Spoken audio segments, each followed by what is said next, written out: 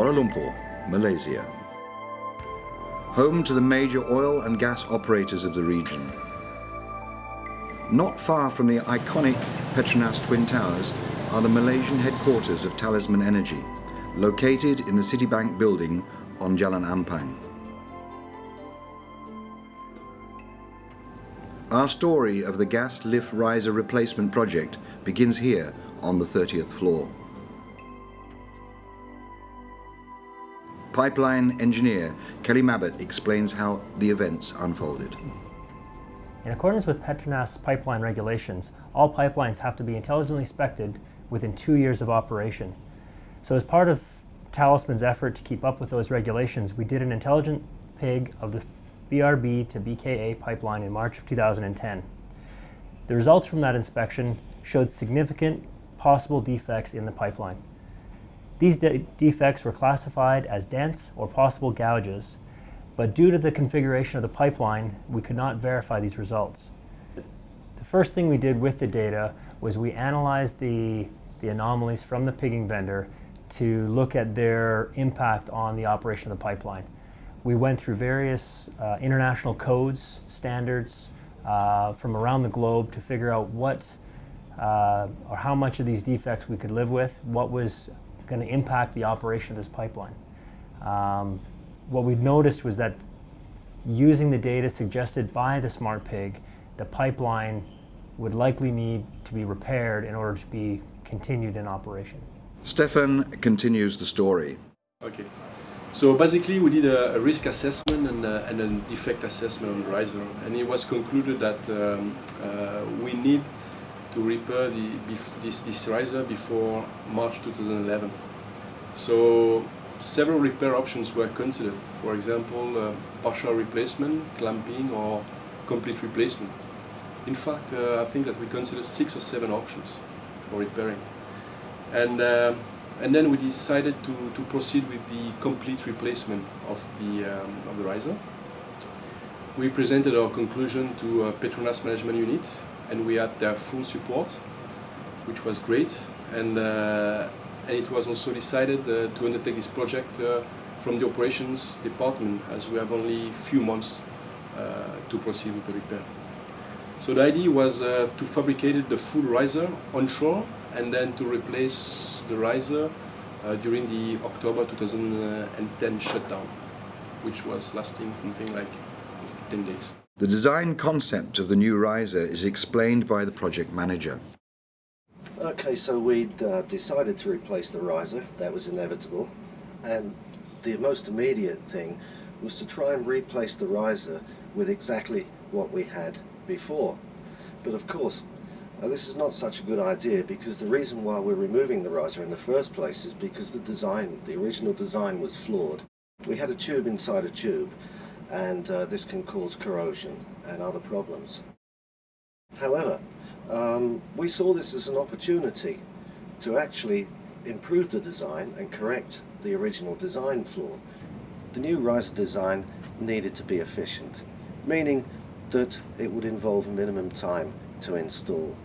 In order to do this, we maintained the 10-inch component and used the existing riser supports.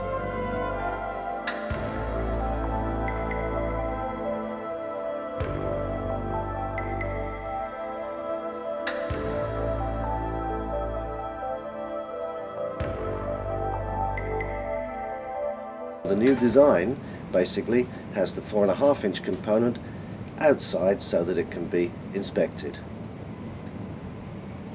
Due to the aggressive timescale, there was insufficient time to acquire funding by following established procedures.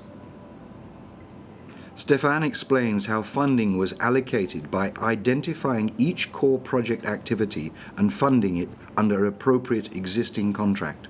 So given the short timeline, so I remember you that we had to replace this riser during the October 2010 shutdown. So we could not go through the normal procurement process. It was decided to use already existing contract. So Beracha, one design contractor, did the design of the riser, and then offshore construction engineering, our topside maintenance contractor, was in charge of the fabrication. Offshore subsea work was in charge of the riser installation. PBJV was in charge of the pre-commissioning activities. And other contractors will also use, such as Joule Nature or German Lloyd. So within 3 months, this riser was loaded on a transportation barge. So the design brief was issued on the 5th of July. The fabricator was briefed on the 17th of July. The design drawing were issued on the 11th of August, and the fabrication started on the 2nd of September, and the fabrication of the riser was complete on the 10th of October. Let's look at that timeline again. The design brief was issued on the 5th of July 2010. The fabricator was given a heads up about the forthcoming project on the 19th of July. Fabrication drawings were issued by the designers on the 11th of August. On the 2nd of September, fabrication of the riser started. Fabrication was completed on the 10th of October, just in time for the loadout and transportation to the field. Fabrication and installation of any component part of the pipeline requires government approval. Pipeline engineer Mohammed Suhaimi explains. In Malaysia in particular, the rules for us to operate a pipeline is that we have to, before we install a pipeline, we need to get a PTI, or rather a permit to install. And then subsequently we have to obtain a permit to operate, a PTO they call it here. So this permit is being handled by the Department of Safety and Health here in Malaysia, which is reporting directly to the Ministry of Human Resources in Malaysia. DOSH personnel will be offshore to monitor, or to rather observe, the hydro testing that we're going to do for the riser. On top of that, there is a personnel from the third party that is looking after the marine warranty, as well as all the work, all the fabrication, all the field works that we do on during the installation. Yeah. So these reports from the third party will also be endorsed by DOSH for them to proceed for the next level after we have installed, which is to grant us the permit to operate. The date was tentatively set for mobilizing on the 11th of October. As the installation phase loomed closer, Stefan organized a one-day job hazard analysis workshop to take place in the Talisman's offices on the 30th level. The installation procedures were methodically studied using a hazard process which identifies possible clashes and risks. This in turn enables us to refine and revise installation and safety procedures for the project. By mid-September, everybody was busy making sure installation occurred during the 7-day shutdown planned for the 15th of October. At 2 weeks into fabrication, it was time to check on progress.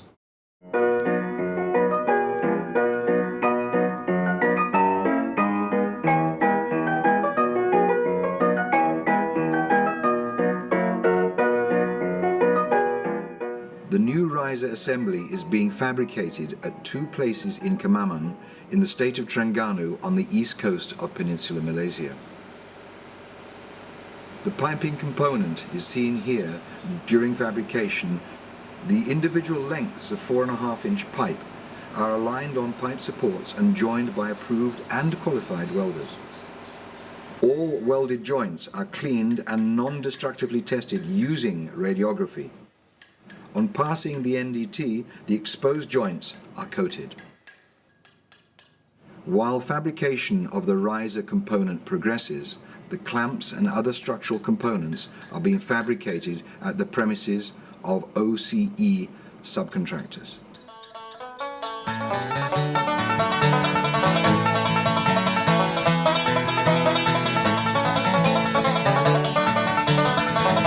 The fabrication contractor, Offshore Construction and Engineering, subcontracted most of the fabrication.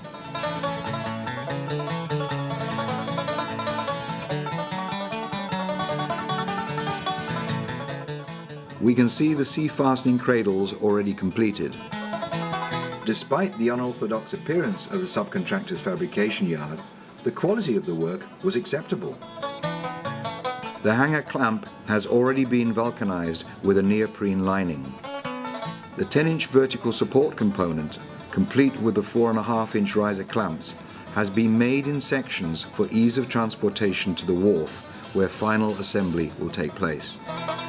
A representative from a third-party verification body was present throughout the fabrication to ensure that compliance with approved fabrication and welding codes. It's now the 9th of October and the whole riser assembly is supported by cradles and scaffolding on the wharf at Kemaman, ready for lifting. A spreader bar and lifting slings can be seen on the ground to be used for transferring the riser assembly onto the materials barge. Final assembly was carried out within a day or so of the deadline for loadout. Finishing touches like completing field joints and coatings are taking place.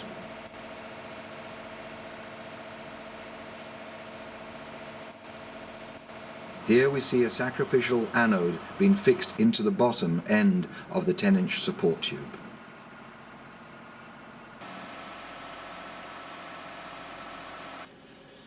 At this stage, the riser has passed a pressure test and is now ready for lifting.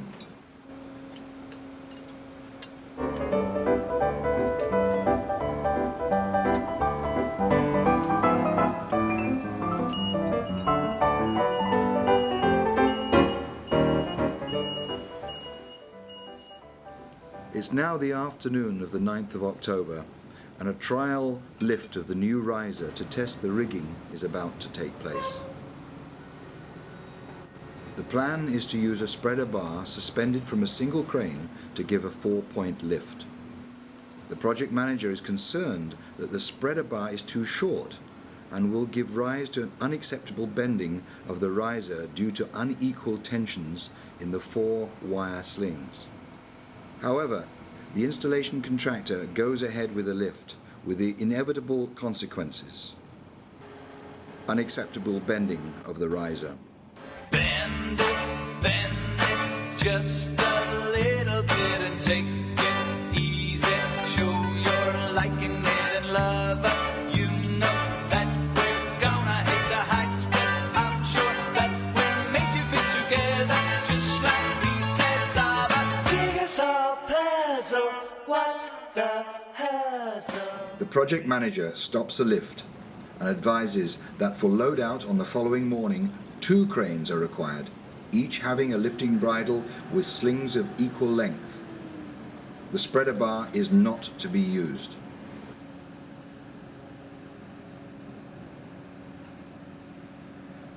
The 10th of October, and the riser is about to be loaded onto the materials barge. 2 60-ton cranes are on site and the correct rigging is now available.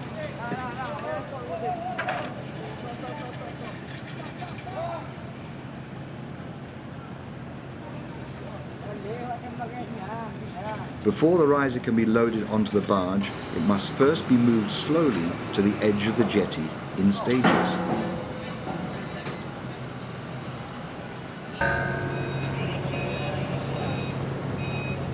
Here, the riser is being rotated through 180 degrees to ensure correct orientation for lifting off once in field.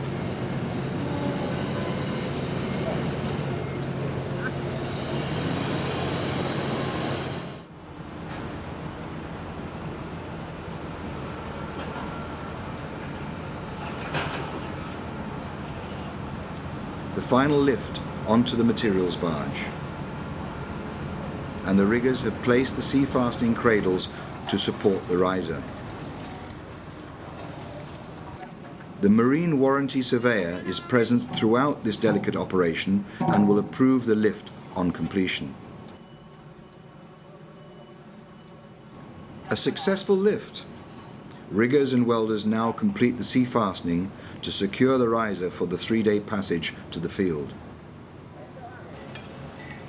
All that is left to do now is to thank the fabricators for their timely completion of the new riser. A job well done. the materials barge will leave Kemaman at around 11 p.m. The tug is fueled and ready. Final preparations are underway. On the morning of the 11th of October, the diving support vessel Toisa Paladin is alongside the wharf, mobilizing the last of the equipment. The Toisa Paladin was selected for the riser installation because of the two cranes situated on the starboard side. These would be required for lifting the riser off the materials barge and upending it prior to installation. By mid-afternoon, all equipment has been sea-fastened on the back deck, and the Paladin is leaving port.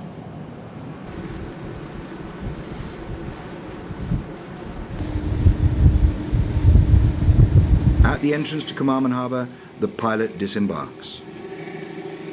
The vessel will remain in Kemaman anchorage overnight to take on 500 tons of fuel. On the morning of the 12th of October, the Toisa Paladin is underway to the Bungaraya field. The passage will take about 24 hours. The Toisa Paladin arrives alongside Bungaraya B platform on the morning of the 13th of October. The weather is marginal for diving due to the strong current and sea state. Shutdown will commence in another 3 to 4 days. In the meantime, the dive teams and surface riggers will carry out the necessary preparatory work to enable the riser to be replaced speedily once the go-ahead is given. The first task will be to remove the riser protection frame.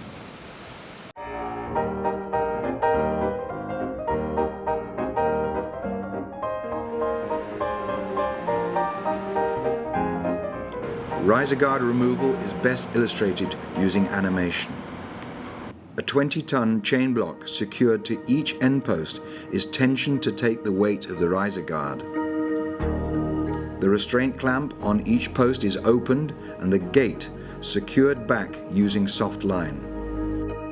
Meanwhile, underwater, divers fit a webbing sling near to the bottom of each post, which connects to a vessel winch cable. The vessel winches are then tensioned to tilt the bottom of the riser guard towards the vessel. The 20-ton chain blocks are slackened and the load is transferred onto the vessel crane. For this operation, calm weather is necessary. On the 18th of October, the weather was perfect. Here we see the clamp gates have been opened and the riggers are tensioning the chain blocks.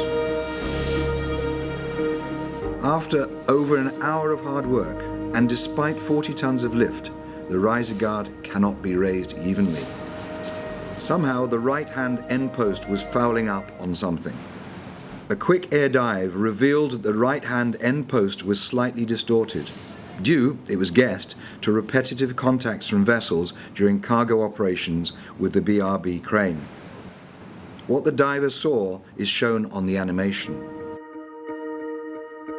Viewed from the side, it can be seen that when the riser guard is lifted, the end post binds on the stabbing guide. To solve this, it was proposed to make a vertical cut in the guide sleeve, making it spring open, and allow the end post to be lifted clear without becoming fouled. Underwater cutting equipment has been made ready, and an air dive is now underway to make a vertical cut in the guide sleeve.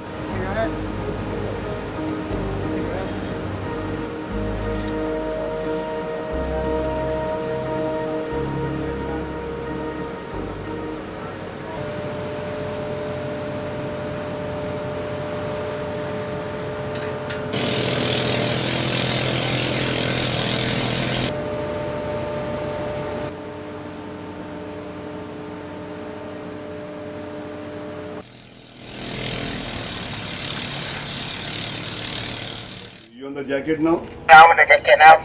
The diver makes his way to the stabbing guide and prepares to start the cut.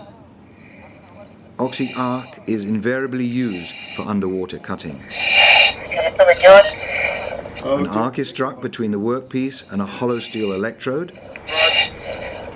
On striking the arc, the diver allows oxygen to flow through the hollow electrode, causing it to ignite and to be consumed at a very high temperature. Continue burning, mate.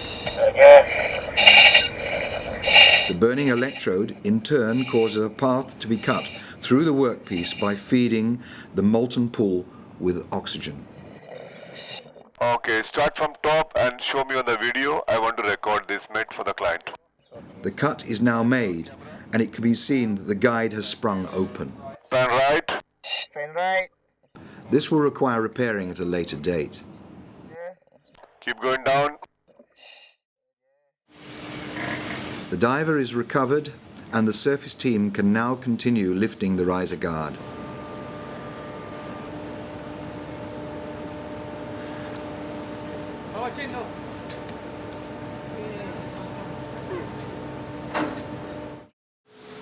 Operating the 20-ton chain blocks is a slow process, but by nightfall, the riser guard is suspended and the end post clear of the underwater guides. Before the riser guard can be removed, some access scaffolding needs to be taken down. An air dive is carried out to attach the webbing slings and the vessel winch wires to the riser guard end posts. Meanwhile, a lifting bridle is attached to the vessel crane.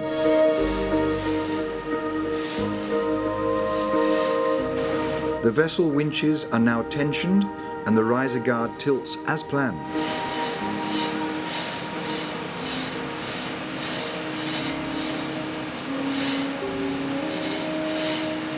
Now we can see the lifting bridle attached to the end posts. Throughout the night, the weight of the riser guard is slowly transferred onto the crane by slackening the chain blocks.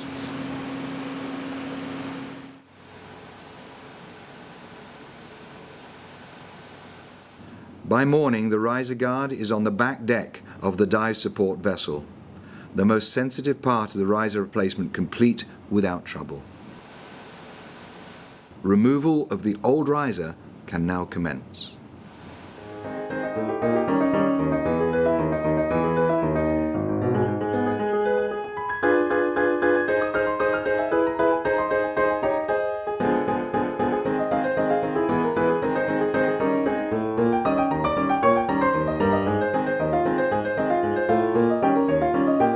It's now the afternoon of the 19th of October, and the surface team have cut 2 holes into the I-tube at spider deck level.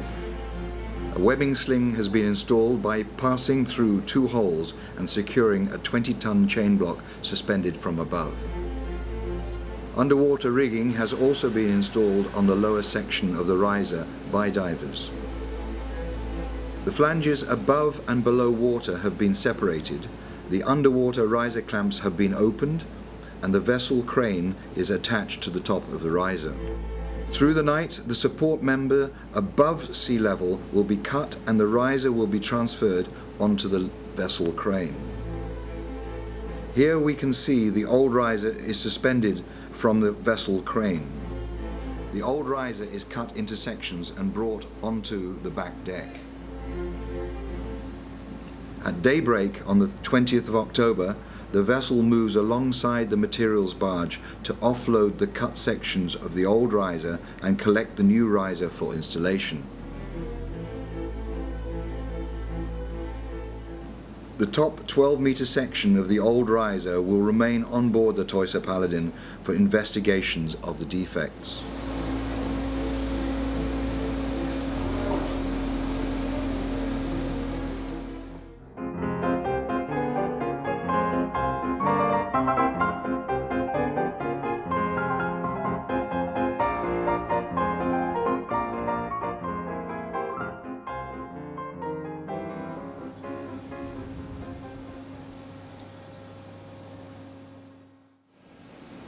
The morning of the 20th of October, and the new riser has been lifted off the materials barge onto the 2 vessel cranes.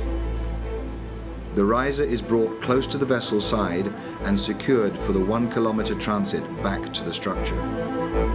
The vessel heads back slowly to prevent damage to the riser. This allows the team time to prepare rigging for the upending and transfer onto the platform static rigging.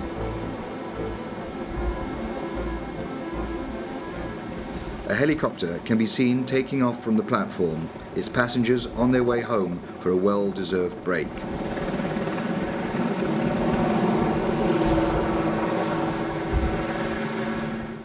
During the short passage to BRB, the sky rapidly darkens as a squall approaches fast. Within minutes, the squall reaches the vessel. Work is temporarily suspended.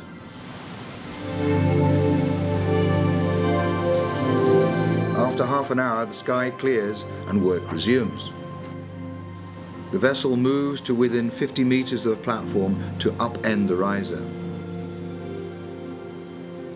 Upending is achieved by lowering the crane attached to the bottom riser rigging. Due to the snatch blocks, the riser is free to rotate. And after about 30 minutes, the riser is vertical. The riser is then presented to the platform. The static rigging is attached by riggers working from the cellar-deck. Installation of the riser is a straightforward operation which continues through the night. By the following morning, preparations are underway to complete the fabrication of the top and bottom spools. 2 days of bad weather follow and work is suspended. By the 22nd of October, the surface spool has been completed and the riser is hoisted into its final position.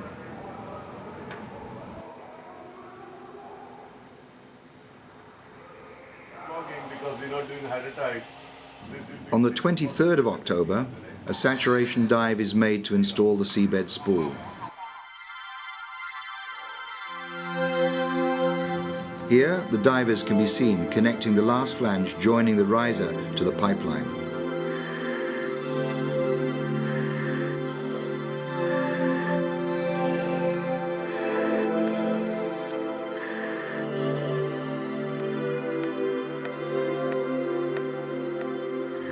The riser installation was completed and handed back to the platform operations at 11 p.m. on the 25th of October. It was back in service the following afternoon.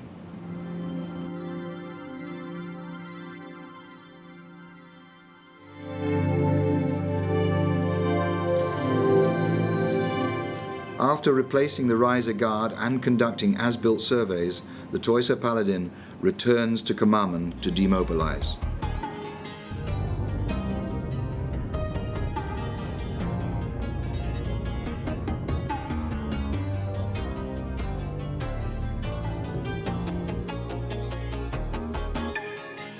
The vessel arrived back at KP Wharf on the 29th of October and commenced offloading materials.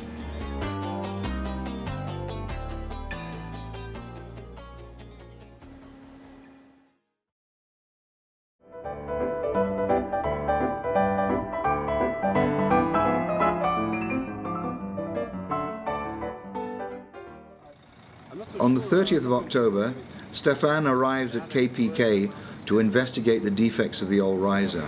Corrosion scale. Oh yes. Yeah. So once the vessel went back onshore, we inspected the first top 12 meters of the riser, and we observed some very minor corrosion in the atmospheric zone of the riser.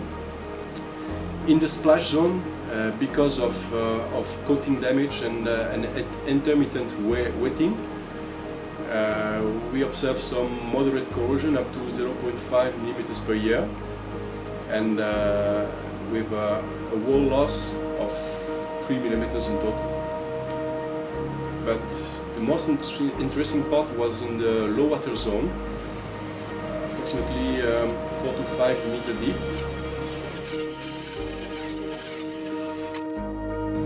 SRB corrosion, I cannot believe it. It's SRB corrosion.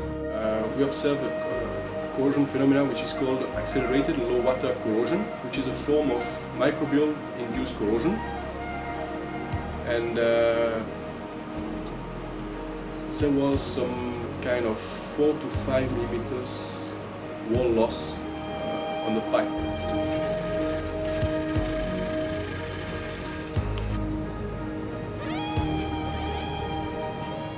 had less than 3 millimeters left in the thickness. 4.4. 4.4. Yeah.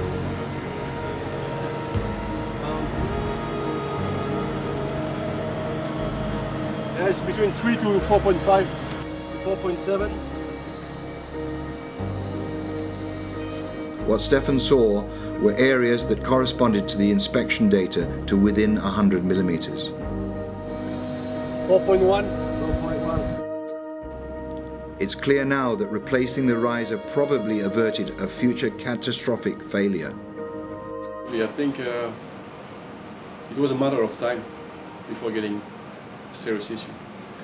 It was just maybe a few months or 1 year before getting even a bigger problem, a leak, or even worse. All in all then, the riser replacement was a success in more than one way. It has also vindicated the practices of routine inspection as a core activity of operations. So what we did was just routine inspection, and by having this finding and allowing us to know more, so we just justify the reason why inspection is a part of the whole operating system, of our offshore operating system. Fast tracking any repair or construction project, however, can sometimes invite trouble. What did the project team think about it? I'm Talisman diving CSR for the offshore diving operation, and I'm responsibility for the diving operation. Actually, this the riser installation this time is very good, perfect, and on time. I mean, we make it during the BRA shutdown, and we are on time. Actually, we are ahead of schedule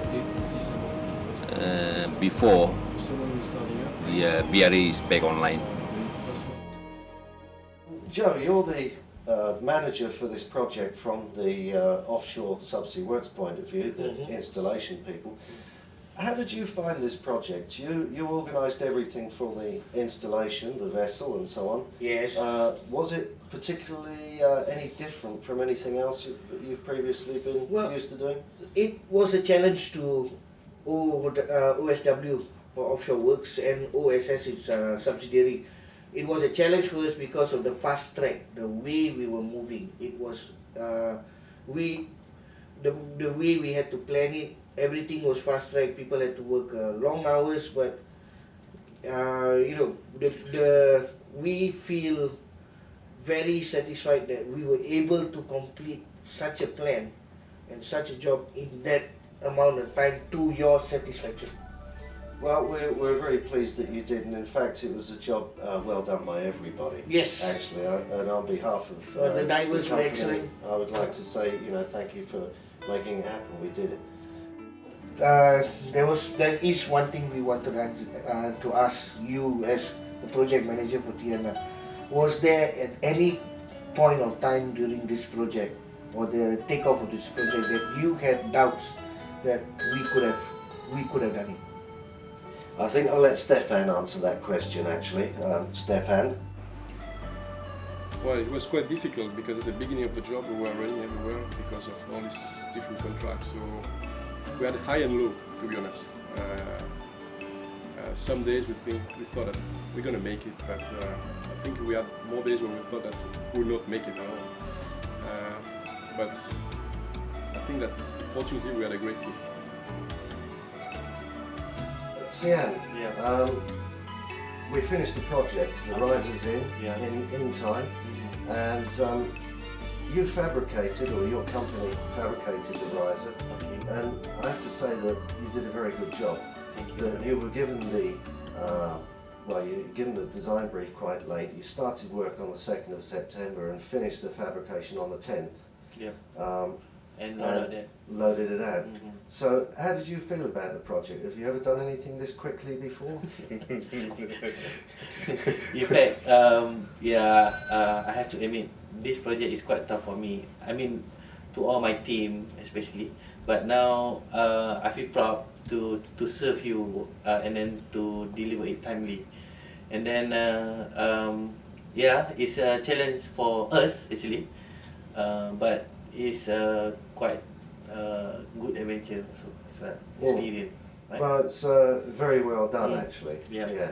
I have to say that I've been involved in this kind of project now for over 30 years. This by any means wasn't a large construction project, but it was the constraints due to the time limits made it pretty aggressive.